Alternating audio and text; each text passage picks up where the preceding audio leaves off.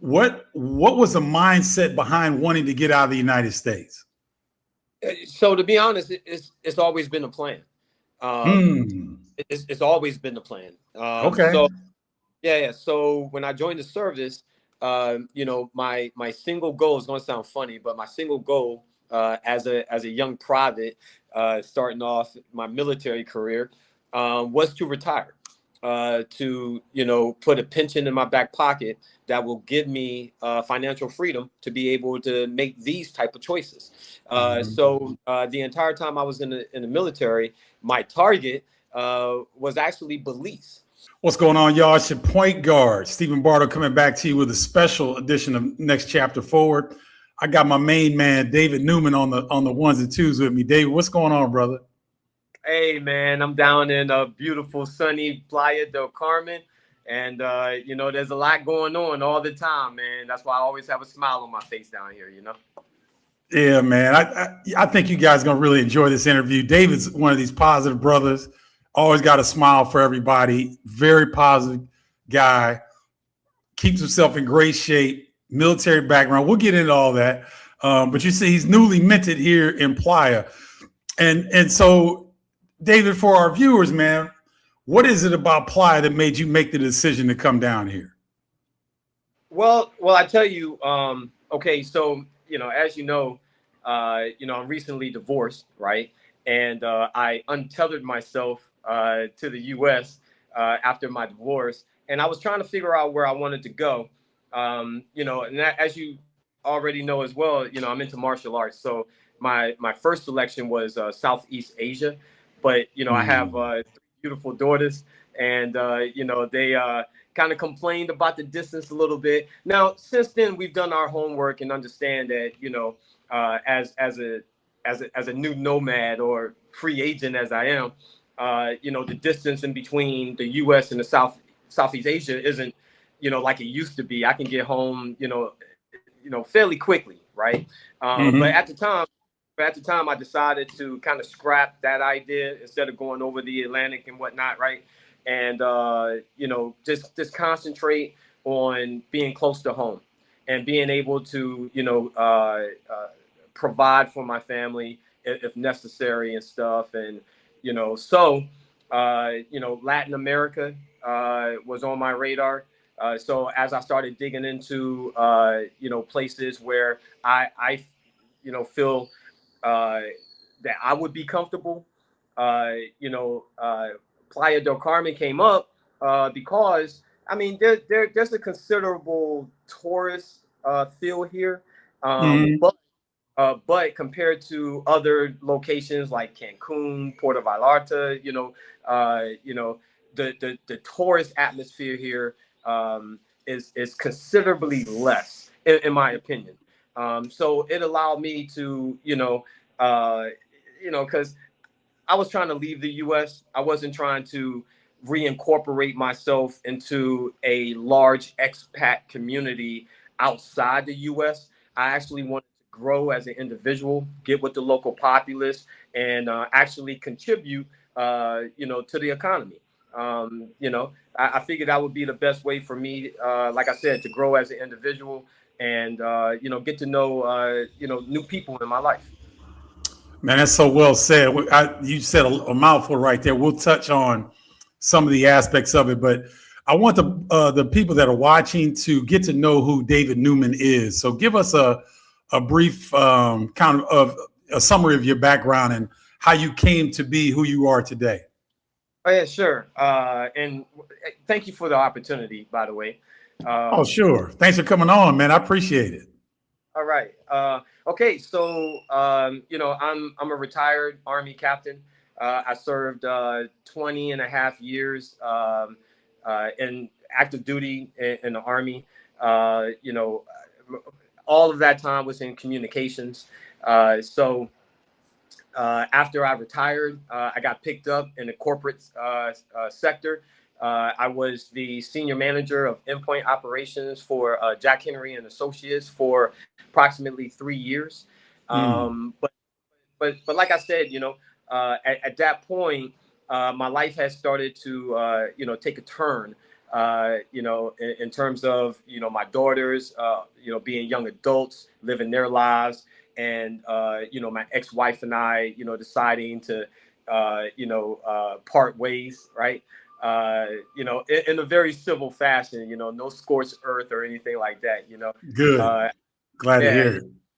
Well, I say that because, I do understand a lot of people, that's not their experience, Right. so when I say I'm divorced, I think it's important for people to understand that, there is some surviving divorce, so to speak, right? It doesn't have to all be a straight battleground, as it was in my family. So I say that to say, once my divorce was final and, my kids were settled and fine, I decided to continue my travels. While I was in the service, I had the opportunity to travel a lot. Hmm. And one of my largest assignments was with Second Cavalry Regiment in Vilseck, Germany, and that allowed me to travel all over Germany as well as Europe. I've always had a traveler's backbone, and nothing was keeping me in the United States other than my bills. So I decided to eliminate those and Hmm. yeah, pack a suitcase and continue my life abroad. So, David, you talked about the bills, and this is something that brothers really want to get tight on this information. Can you give us estimates on like what your cost of living would be in Virginia compared to what your cost of living is here in Playa del Carmen? Can you just give us a snapshot of that? Yeah, sure. Well, okay. Before I attempt to try to get into dollar amount, for me, it wasn't so much the cost versus the restriction, and by that I mean in the United States, in order to live what I would consider a normal, American life, it comes with a lot of obligations. And by that, I mean, Mm. so if you decided to rent, right, you got to pay rent, you got to pay renter's insurance, you got to pay electricity, you got to pay gas, you got to pay, your Wi-Fi, you got to pay your water.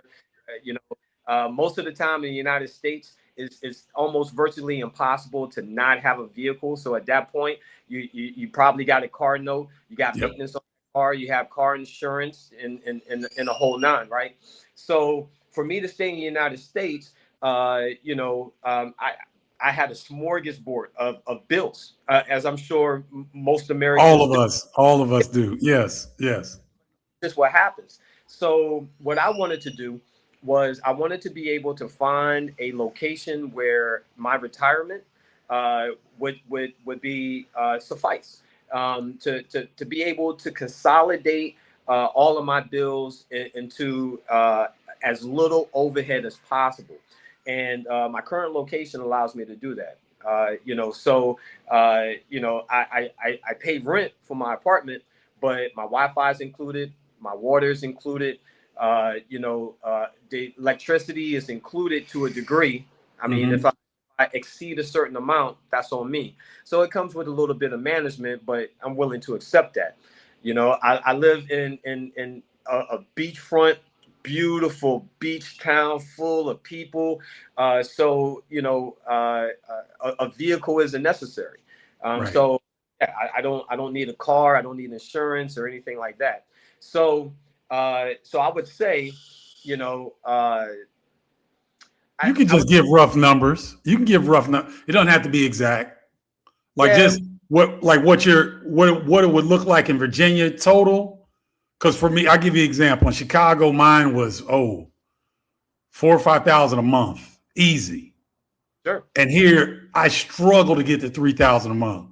So I knocked off about 40% off my total expenses by moving down here. And thank you for that because it's approximately the same. Okay. Um, Virginia being a little bit more expensive, I would say, than that because I transitioned from the Hampton Roads or the Virginia Beach area, Very and nice. it's Yep. very touristy. So the cost of living, stays fairly up there. Um, Hmm. and the thing is, it's I didn't want to compromise my style or my comfort in terms of lifestyle. So it would have been constrained in Virginia or primarily anywhere in the U.S. But I have a lot of freedom financially here because, like I said, the consolidation of a lot of bills versus the lack of all the taxes that comes along with, I mean, everything you pay in the United States. You That's right. can't buy a single thing without getting taxed for it. So yeah, that's why I decided to move abroad. So, David, when I can, I'm only imagining because a lot of brothers have these very similar experiences. I want to take you back to some of your military experience and then some of your corporate American experience. You Sure. being a good looking, very confident brother, very intelligent brother, Thank you. I'm sure that there were some situations where, not because of your own doing, but there were some things that came up that let you know that, wow, I'm trying to show up as my excellent self, but yeah, I'm getting pushback for whatever reason. Did you have any experiences like that? Yeah, for sure. And the thing about the military, even in corporate America as well, just as a person of color, for the most part, you typically, at least in my experience, typically was a constant minority because Mm-hmm. just look, but the rank and the positions that I were able to obtain. There was a lot of times where um, I'd be the only one that looks like me in the room, right? So I say that not because that is a problem inherently. I say that because it's it can come with a considerable amount of stereotype, especially Yes. for those who aren't used to interacting on a professional and even a personal level with people that don't look like them. Welcome back, guys. We are dealing with Mexico living, and this is a part of Mexico living, right or wrong, David. You Yeah, know, hey man, most of like 98, 97% of the time, things work perfect. But that 2 to 3%, the internet will go out, the power will shut off, the water get cut off. It's just a part of living, and it's something that I think would freak a lot of brothers out who haven't experienced it. But David, I think you caught on very quickly because you're smiling. yeah. You just roll with the punches, man. Oh yeah, for sure. You know, it's all good. All right, so we were talking about your transition from. Well, let me ask you this: when you were getting your divorce and you were making these career transitions, Yeah. what was the mindset behind wanting to get out of the United States? So to be honest, it's always been a plan. Um, Hmm. it's always been the plan. Okay. So yeah. So when I joined the service, my single goal is going to sound funny, but my single goal as a young private, starting off my military career, was to retire, to put a pension in my back pocket that will give me financial freedom to be able to make these type of choices. Mhm. So the entire time I was in the military, my target was actually Belize. I had a Belizean countdown towards retirement going on most of my career, but I made those plans with my ex-wife. So even though I do plan on visiting Belize, beautiful country, and I mean I'm absolutely going to go. Having that as my first destination, post divorce, after making plans, so many plans with her, it wasn't a good look. So I had to kind of put that on the back burner. But to answer your question, what prompted me to want to leave the United States is, like I said, I've always been a traveler. I've always understood, that you know, we have an open world, regardless of the lines that are drawn for us, right? So I never wanted to be, you know, confined to that. And the military allowed me to experience a lot of different cultures in my life. So yeah, I wasn't going to give that up. So post divorce, there wasn't anything keeping me in the United States, you know, other than the property I accumulated. I like to call them tethers, right? Because, you know, all the vehicles, you know, and obligations that come along with just being, you know, living in the United States, you know, you have to keep those up, you know. So Mhm. so yeah, I saw an opportunity to cut sling, so to speak, and that's what I did. So I made sure everybody was fine, my family was good, and I had the means. Oh, and that's another thing. That's another reason you had asked me why Playa del Carmen, and I was talking about the convenience. But in my particular case, the convenience what was heightened by a new service at my airport. Like I said, I retired out of Virginia, the Norfolk, Mhm. and Norfolk International started having weekly flights every Saturday to and from Cancun. Uh, Mm. and direct, no layovers or anything. So that really narrowed my decision in terms of you know, being able to have some very convenient travel accommodations. You know, so anyway, so yeah, I hope that answered your question. Oh, it did. And I got a follow up one though. And I know that you know you and your ex wife were playing this, but what about Belize was so attractive? Because this is why I'm asking, David. Sure. Belize didn't come up on my search initially, but the more I keep looking at it, and I've got a friend who used to run the movie industry down there. He played basketball at UCLA. That's how I know Nigel. He's been telling me to come down there for years. What was it about Belize that attracted you and your ex-wife at the time to think about relocating there? Yeah, permanent vacation. The cost of living was Mm-hmm. highly attractive. You know, the cultural significance that's down there is fantastic. You know, it's very culturally diverse. You know, it has a very slow pace because it's Mm-hmm.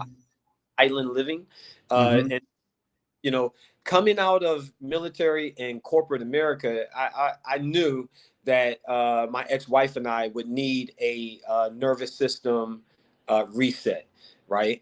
Yeah. So also, uh, economically speaking, right? You know, Belize has a great pensionado program, you know, for retirees Yep.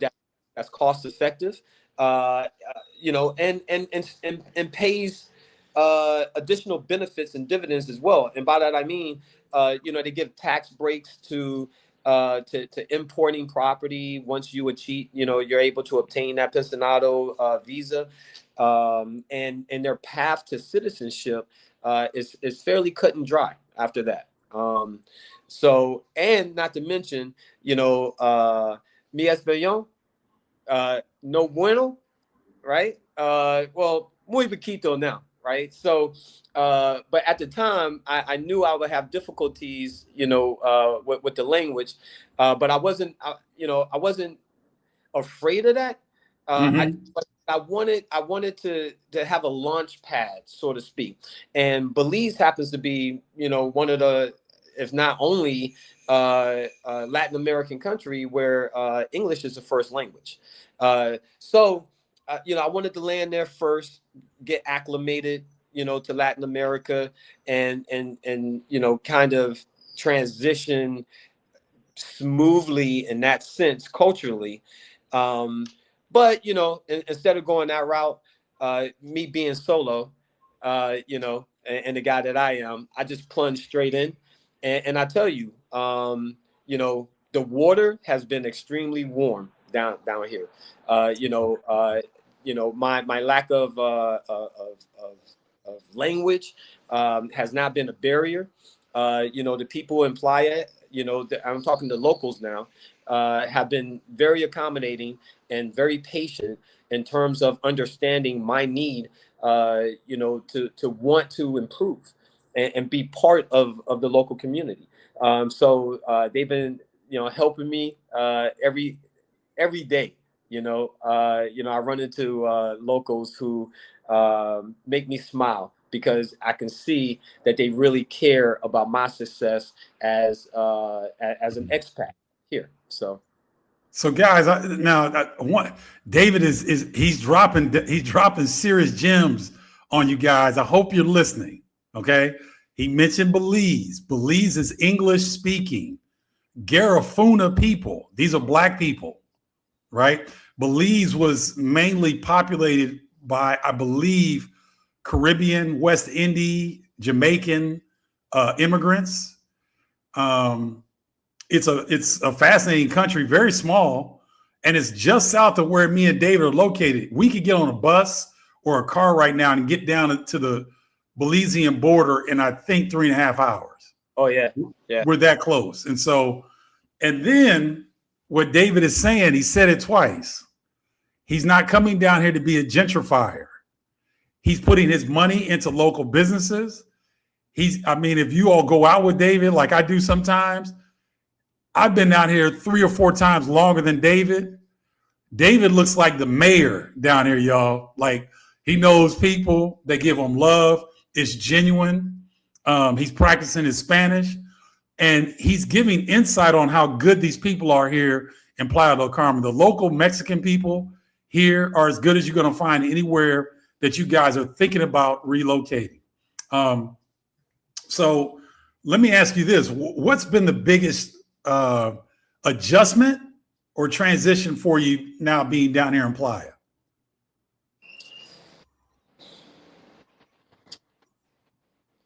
Yeah, freedom. Yeah, freedom. I would say, I can see how, not to scare anyone, right? But I can see how someone like me being single can come to a paradise like this and kind of lose themselves, in just how free or freeing. So, I would say my biggest transition was self-management. Coming down here, understanding that, you still need a sense of purpose. You still need a sense of purpose. You still need a target. You still need to be motivated in order to grow. Don't get me wrong. It's a big playground here, right? And love it, right? But you can't get lost down here. So I would say my adjustment was just understanding how easy it can be to lose your motivation down here and just say, you know what, I'm not going to do anything but have a great time, and you can actually do that, but for a guy like me, always have to be shooting at a target, so to speak. Always have to have a goal, because it keeps me grounded, So I would say for any single guys or newly divorced guys or whatever that, doing the same thing, I would say always have a goal in your back pocket. Always stay focused, keep one foot grounded in something purposeful and positive in your life, other than just enjoying, because we're older, and we have to stay active mentally and physically. That's right. No, great points, David. And I love what you said about having a mission, having that target, because in my experience, when I first got down here, I had to rest. I just had to sit still, sit at the water, and just rest, man, because I was just exhausted from life in the States and the things that I was dealing with. So you gentlemen and sisters who are watching, if you first come down here, it's okay to take some time For to, sure. to kind of let your nervous system relax and calm down and get back online. It's okay to do that. But David makes a great point in that we are, especially those of us that come from the United States, because David, we got some cats from Canada. We got some people from the United Kingdom who are now free agents inside the Next Chapter Forward community.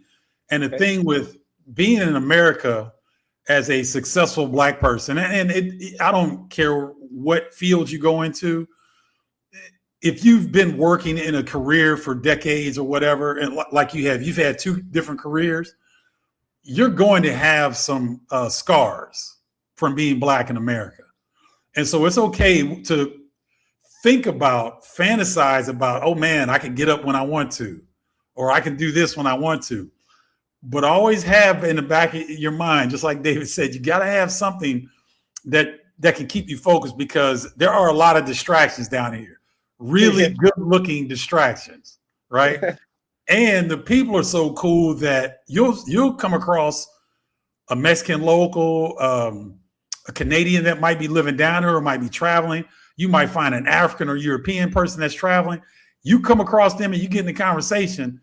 They might get you off of your square and be like, hey, man, I'm going to the beach. You want to go? Heck yeah, I want to go, because it's paradise, right? So that's something to keep in mind. So, David, thank you for bringing that up. So in terms of, like, you seem to have really done well in a short amount of time on a very limited amount of Spanish. I know you touched on it, but can you expand on that a little bit about the patience and the nature of the local Mexican people here in Playa del Carmen? Sure. And from my experience, it's all about the try, or Yep, the effort. yeah. And I Yeah, tell them all the time, lo intentos, right? Because I'm trying, right? that's And it. and as long as they see that, intent, you know, uh, hands down, in my experience, they've been more, like, everyone has been more than willing to assist me in my Mm-hmm. trial, you know, Mm-hmm. because, I tell you, the negative aspect of expat life is, a lot of expats, and this isn't just my Playa del Carmen experience. This is just what I've seen from expats, just in my travels, over the years. A lot of, you know, a lot of expats expect the local environment to bend for them, you know, and that causes a lot of friction, right? Because that's not the way it bends, right? That's right. So it causes tension and friction, like right off the jump, and that's a barrier that you're creating for yourself that you have to overcome instantly.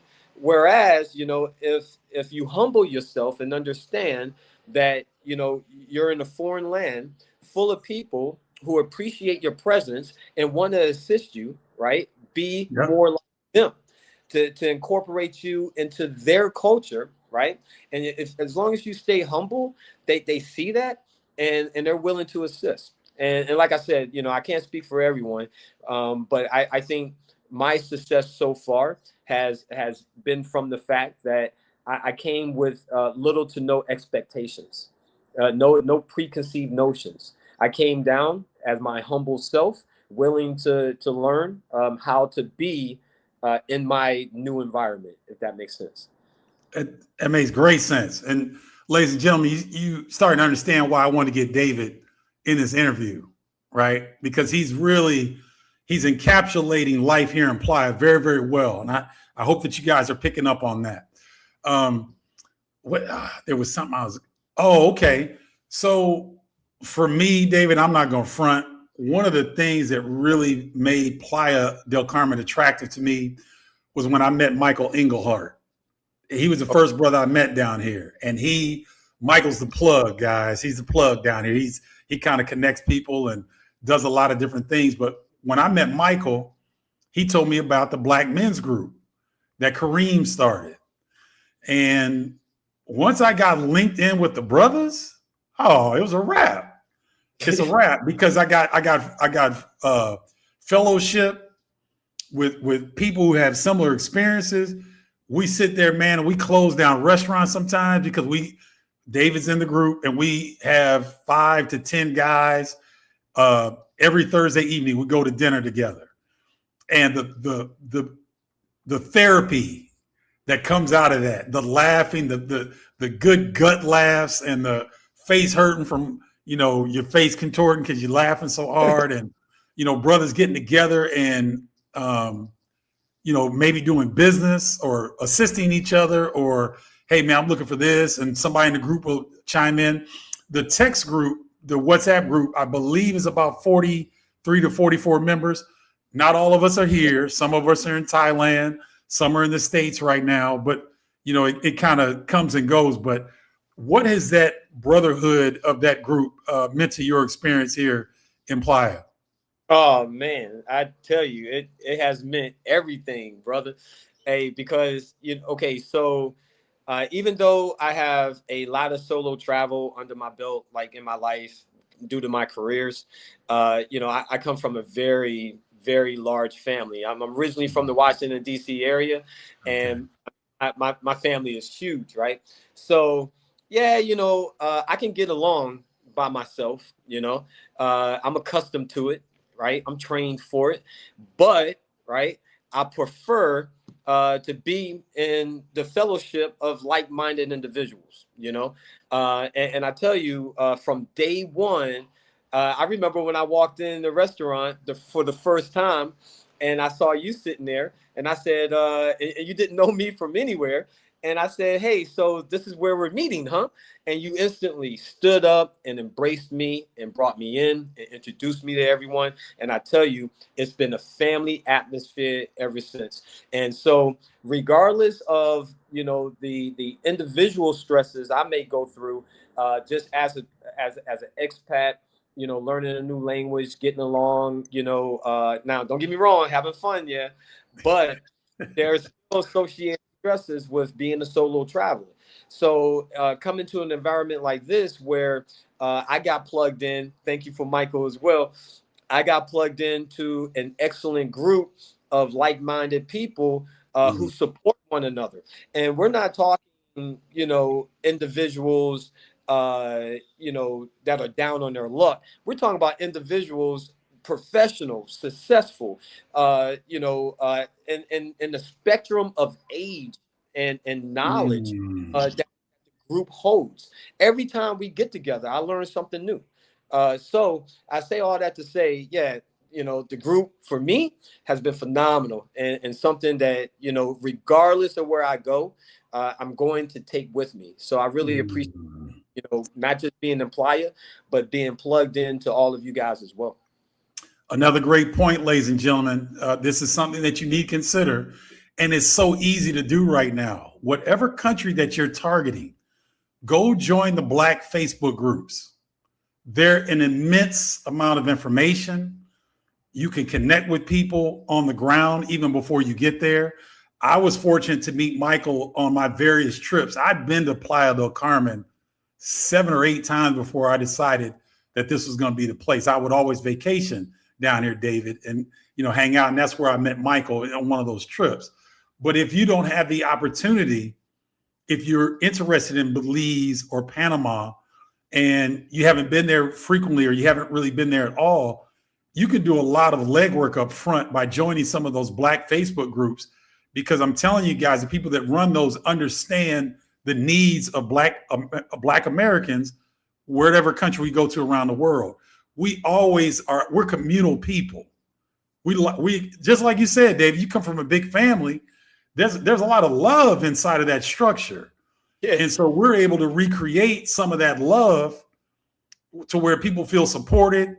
They know they've got people that have their back. We sometimes, guys, we hang out outside of Thursday night. Like, I'll hit up David, me and him will go down the way and we'll go to my spot for 2-for-1 beers or go across the street or whatever. We hang out, right? Yeah. So there is a family component to our group that makes Playa del Carmen, in my opinion, even better than maybe going someplace else where that wasn't available. Man, this has been great. I could be talking to you all day. I'm not going to keep you too much longer. If you had a message for the brothers over 50 who are looking to relocate, not necessarily to Playa, but just anywhere outside the United States, what would that be? So the thing that helped me, like I said, and I already spoke on it, but just to reiterate, is untethering. I personally had to disconnect to reconnect with society. Mm. And by that I mean, I had so many obligations in the United States, personally, financially, that I felt that, my primary function was to put my head down and provide. Uh, so, Yep. so once I was able to disconnect from the United States in terms of those obligations, I honestly feel as if the weight that I had on my neck, keeping my head down, was removed. And I was able to now look up, see the sun, and enjoy society the way that we're supposed to, and reconnect with the people that surround us. So I would say, uh, you know, I can't tell anyone how to run their business or how to live their lives or whatever. But personally, I know if I tried to live two separate lives, if I tried to keep all my assets, all my property, all my obligations in the United States because I was unwilling to let them go, because hey, I acquired that car, I acquired that property, I acquired it, so I'm not going to let it go. It's mine. Well, it's not really yours. It belongs to the government, and they're Mm. using that to keep you tethered and Yep. distracted. So Yep. even though you may feel as if now you're in paradise, well, you also got one foot back in the States as well, right? That's dragging you down. So the best thing I could have done for myself is limit and eliminate that tether and those obligations to allow me to breathe freely in my travels. Hey, turn to your neighbor and say he's preaching, y'all, because Dave, you drop his dimes today, brother. That was excellent. That was excellent. I appreciate it. Um, people don't know how dynamic you really are, David. You've got a lot of things going on. What would you like to share with us about what you're doing personally, and maybe how the viewers can support you if you've got something already set up? Um, Well, I appreciate that. I appreciate that. But personally, right now, I kind of shifted. Like I said, I always have to have a target. I'm pursuing my master's in business administration. I'm knee deep into that right now, and so other than my studies and training and learning Espanol, my plate kind of full right now. So I don't need anything. I really do appreciate it. And I'm in full understanding, and I'm in full confidence in understanding the benefit of a group like ours, where when the time comes, if and when the time comes, I need support. In that regard, we have an excellent group of professional people that I know I can reach out to, that will like without a doubt assist. But right now, yeah, I'm pretty good. I have a full plate. But I appreciate it just the same. Well, and David didn't tell you. I mean, he's getting the MBA. He does his training because me and him we bump into each other out in the mornings, getting our workouts in. But again, now the Chicas are treating you okay down here, aren't they, David? The Well, ladies. yeah, I mean, they're not chasing me off. So That's what's up, man. That's what's up. Um, Let me think. I think that's probably it. Because I'll edit this. I'm trying to figure out. Did I ask you everything? Is there anything that you wanted to add that we didn't touch on um, that might help the audience? well, I tell you, I've leaned. I have my own personal mantras, right? And the things that I've told myself over the years that have kept me going, and assisted me in having or maintaining a successful mind, is a quote from Colin Powell. Perpetual optimism is a force multiplier, right? Mm. And I used to tell my soldiers all the time that it is never too late to correct a mistake. So those two things right there, have helped me stay grounded, regardless of the trials and tribulations that I've been through in my personal life. Because as long as you have that perpetual optimism, as long as you know that tomorrow is going to be a better day, right? Opportunities are going to come, opportunities are going to go, right? Um, and you also focus on the fact that it's okay to make a mistake because it's never too late, right? You can always grind, you can always correct it, right? So Mhm. feel free to make mistakes as well. We're not all perfect. So I would say, if I left anybody with those, like with anything, I would leave. In terms of advice, I would leave those, two phrases. They've helped me a lot. I love the first. I love both of them. But what's the Colin Powell quote again? Perpetual optimism is a force multiplier. Wow, I'm gonna use that one. That's because in today's day and age, with all that's going on around the world, and the people who are in charge in Washington D.C., we need that type of uh, over optimism to be positive amidst some, and I don't want to say dark times because I'm very conscious of our language uses, David, and a lot of times I think that you know I'm not gonna get into that, but No, I get it. I'm not gonna go deep on that. But I appreciate you sharing that, man. Um, Ladies and gentlemen, David Newman, um, former Army captain, corporate, um, boss, doing his thing, dropped some great gems on us today. And David, thank you so much for joining us here on Next Chapter Forward. I really appreciate it. No, hey, listen, I really appreciate the opportunity and I really appreciate the group. And most importantly, I appreciate your efforts. So keep up the great work, man. I really Uh, appreciate it. I appreciate that, David. So make sure, guys, you check back with Next Chapter Forward because we're going to have more interesting interviews like this. Okay, guys, until next time, holla, y'all. David, you were great, bro. That was perfect. I mean, Roy.